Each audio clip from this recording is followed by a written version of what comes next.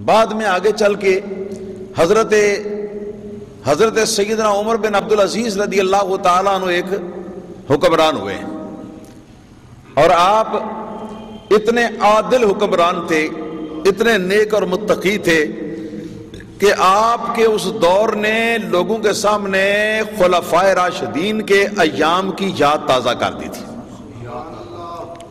اور لوگ کہنے والے علماء اور فضلاء کہتے تھے کہ اگر 4 خلفائے راشدین وہ اوپر ہیں تو 5واں خلیفہ راشد عمر بن عبدالعزیز ہے،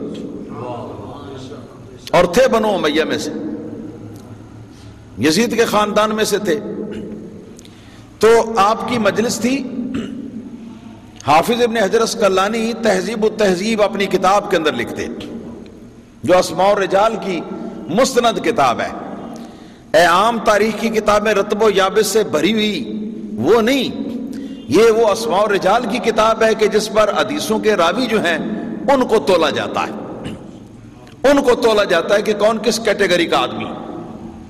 یہ وہ کتابیں، مسند کتابیں۔ لکھا ہے کہ بیٹھے ہوئے تھے تو یزید کا ذکر آیا تو کسی شخص نے امیر المومنین یزید کہہ کے یزید کا ذکر کیا۔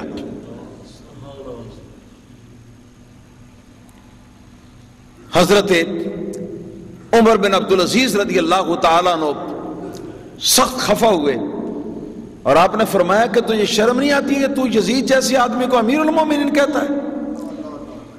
اور اس کے بعد پھر اپنے جلاد کو بلوایا اور بلوا کر 30 درے اس کی کمر پر لگوائے، 30 درے لگوائے۔ یہ یزید کے رشتہ داروں کا فیصلہ، 30 درے لگوائے۔ اور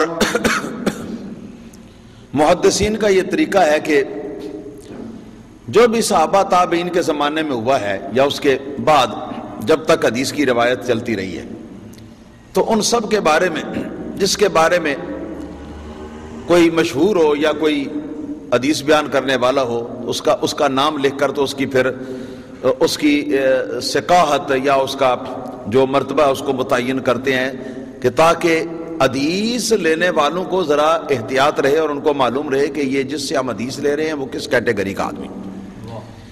اسی لسٹ میں یزید کا نام انہوں نے جس وقت بیان کیا، حافظ ابن حجر اسقلانی رحمۃ اللہ تعالی علیہ نے یزید کا بیان کر کے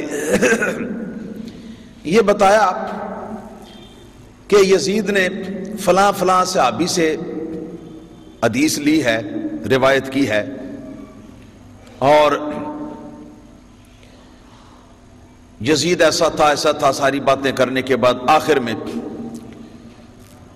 یہ سوال قائم کیا کہ یزید جو ہے اس کی روایت کے بارے میں کیا حکم ہے، کہ جو حدیث یزید روایت کرے اس کے بارے میں کیا حکم ہے بعد والوں کے لیے۔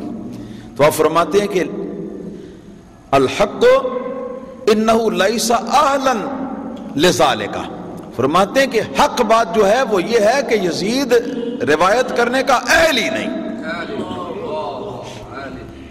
اہل ہی نہیں۔ یہاں تک تو علماء محدثین نے لکھا ہے۔ تو یہ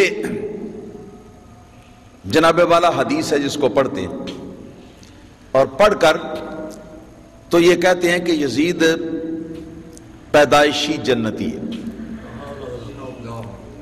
کہ اس کے پیدا ہونے سے پہلے نعوذ باللہ رسول اللہ صلی اللہ علیہ وسلم نے اس کے جنتی ہونے کی خوشخبری دی تھی۔ جب ہم پوچھتے ہیں وہ حدیث کہاں ہے، ہمیں بھی دکھاؤ جس میں لکھا ہو کہ یزید جنتی ہے۔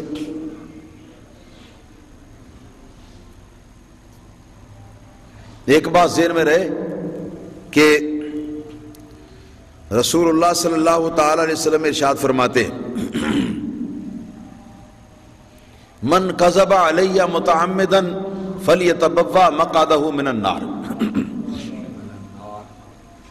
جو شخص جھوٹی بات مجھ سے منسوب کرے کہ میں نے کہی حالانکہ میں نے نہیں کہی، تو وہ شخص اپنا ٹھکانہ جہنم کے اندر تلاش کر لے۔ ایک روایت میں ہے کہ من قال علی ما لم اقلہ فلیتبوأ مقعدہ من النار، ایک بات میں نے نہیں کہی اور جو شخص کہتا ہے کہ وہ بات میں نے کہی ہے تو وہ جہنم کے اندر اپنا ٹھکانہ تلاش کر لے۔ جو مشہور عام بات اس وقت پوری سوسائٹی کے اندر گھوم رہی ہے ان کے منہ سے کہ یہ لوگ یہ کہتے ہیں کہ یزید پیدائشی جنتی ہے حضور کی حدیث کی بشارت کی وجہ سے. حضور نے بشارت دی ہے کہ یزید پیدائشی جنتی ہے. میں کہتا ہوں لعنت اللہ علی الکاذبین، لعنت اللہ علی الکاذبین، لعنت اللہ علی الکاذبین.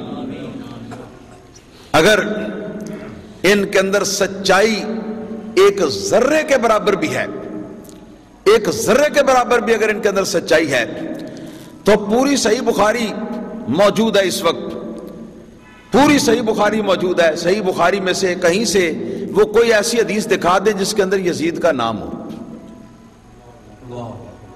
کبھی رسول اللہ صلی اللہ علیہ وسلم کی زبان پر یزید کا نام ہی کبھی خیر کے ذکر خیر کے ساتھ کبھی آیا ہو، کوئی ایسی حدیث ہمیں بخاری شریف سے دکھا دیں. اور پھر آگے جنتی ہونے کا ذکر بھی ہو وہ بھی دکھا دیں ذرا. انشاءاللہ تعالی صبح قیامت طلوع ہو جائے گی اور ڈاکٹر ذاکر نائک جو ہے اور اس کے پیروکار جو ہیں وہ قیامت تک ایسی حدیث کہیں سے پورے ذخیرہ احادیث میں سے، صحیح بخاری کیا پورے ذخیرہ احادیث میں سے ہرگز نہیں دکھا سکتے، ہرگز نہیں دکھا سکتے. اور اگر دعویٰ کرتے ہیں اور دکھا نہیں سکتے تو پھر ان کو لعنت اللہ علی الکاذبین پڑھ کر اپنے اوپر پھونک لینا چاہیے. اور ابھی وقت ہے، ابھی وقت ہے، زندگی کے چند سانسیں باقی ہیں، ابھی توبہ طائب ہو جانا چاہیے. اور توبہ طائب ہو کے تو اللہ تعالیٰ کی حضور معافی مانگ لینی چاہیے. دوستو ان لفظوں کی کوئی حدیث نہیں کہ یزید پیدائشی جنتی ہے یا یزید جنتی ہے، ان لفظوں کی کوئی حدیث نہیں، قطعاً کوئی حدیث نہیں. اور جس حدیث کے ساتھ یہ تمسک کرتے ہیں اور چمٹتے ہیں وہ حدیث اس طرح ہے. صحیح بخاری جلد 2